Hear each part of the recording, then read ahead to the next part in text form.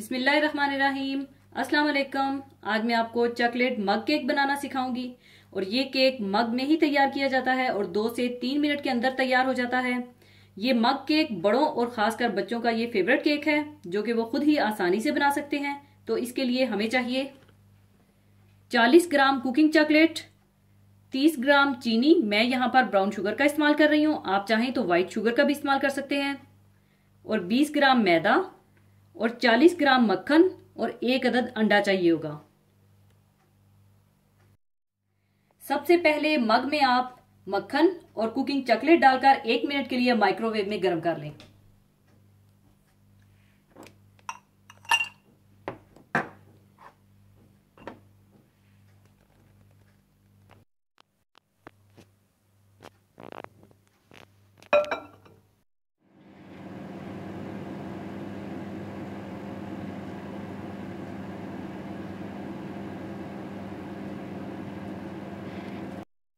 एक minute microwave में गर्म करने के बाद आप फोक की मदद से इसे अच्छी तरह से मिला लें।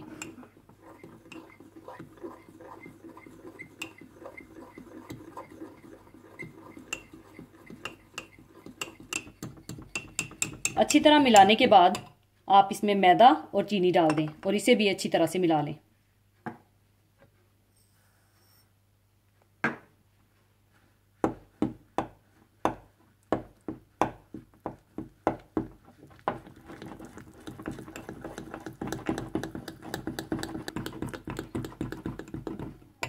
अच्छी तरह मिलाने के बाद फिर एक अंडा भी डाल दें और इसे भी अच्छी तरह से मिला लें।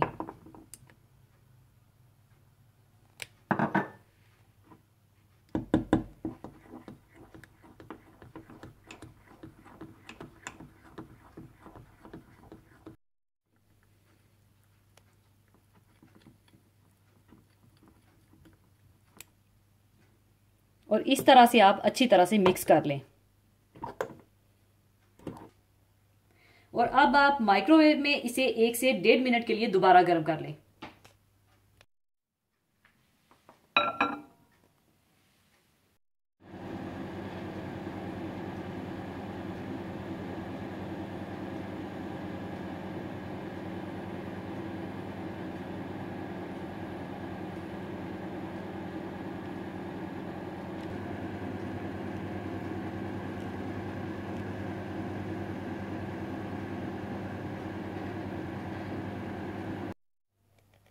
ऊपर आप चाहें तो आइसिंग शुगर डाल दें।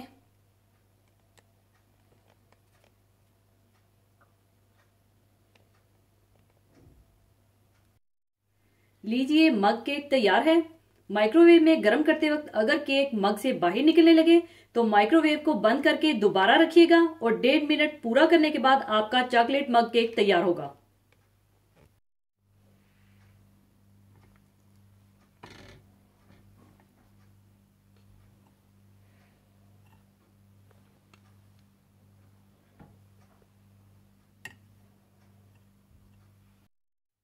और जब भी आपका कुछ मीठा खाने को जी चाहे काफी या चाय के साथ, तो आप इसे इंस्टेंटली बनाकर एंजॉय कर सकते हैं। जरूर ट्राई कीजिएगा। और जाने से पहले एक हदीसे पाक शेयर करना चाहूंगी। हदीसे पाक इस तरह से है।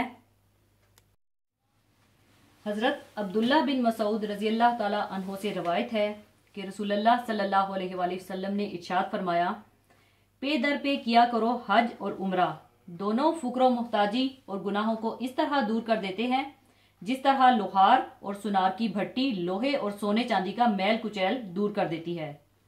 और हज मबरूर यानी अल्लाह ताला के यहाँ मकबूल हज का सिला और सवाब तो बस जन्नत ही है। इस्लाम का 5वां और आखिरी रुकन हज है। हज के लुग़वी मानी जियारत का इरादा करने के हैं। शरीयत की जुबान में हज की इबादत को हज इसलिए कहा गया है कि इसमें इंसान काबा की जियारत का इरादा रखता है।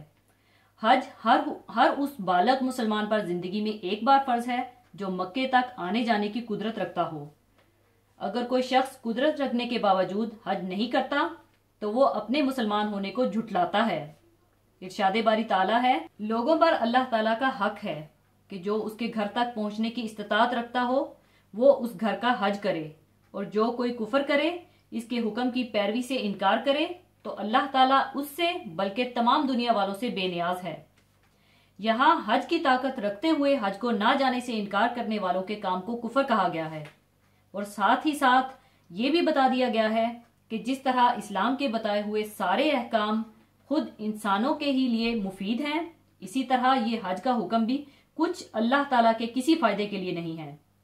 इसकी जात तो बेनियाज है, इसे ना किसी इबादत की जरूरत है और ना किसी की नाफरमानी का डर। जैसा कि एक हदीस पाक में भी इस तरह आता है कि जिसके पास सफरे हज का जरूरी सामान हो और उसको सवारी मयसर हो जो बैतुल्लाह तक उसको पहुंचा सके और फिर वो हज ना करे, तो फिर कोई फर्क नहीं कि वो यहूदी होकर मरे या नसरानी होकर। और ये इसलिए कि अल्लाह ताला का इरशाद है कि अल्लाह के लिए बैतुल्लाह का हज फर्ज है इन लोगों पर जो उस तक जाने की इस्तात रखते हों।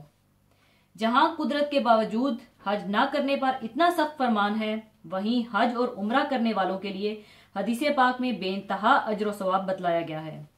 यानी जिस तरह भट्टी की गर्मी से लोहे का जंग और इसका मैल कुचैल खत्म हो जाता है, इसी तरह हज और उम्रा आदमी के गुनाहों को मिटाते हैं और इनके बुरे असरात को आदमी के जहन से दूर करते हैं और इसका रिश्ता अल्लाह ताला से कायम करते हैं जो तमाम भलाइयों और पाकीज़गियों का सरचश्मा है।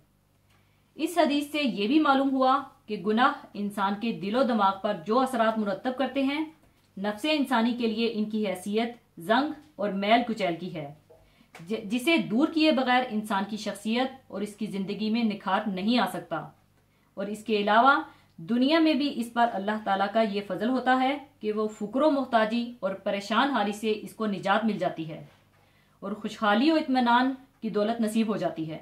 और सबसे बढ़कर कि अगर इसका हज मकबूल हो जाता है तो हज मबरूर के सिले में जन्नत का अता होना अल्लाह ताला का कतई फैसला है। हज मबरूर से मुराद वो हज है जिसमें कोई गुनाह ना किया जाए। बाज़ उलमा कहते हैं कि इससे मुराद ऐसा हज है जो कबूल कर लिया जाए।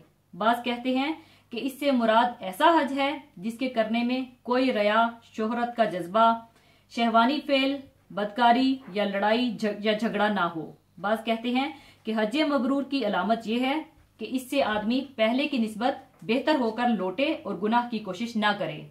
इसी के साथ मैं आपसे इजाजत चाहूंगी। अपना बहुत ख्याल रखिएगा, दुआ में याद रखिएगा। अल्लाह हाफिज।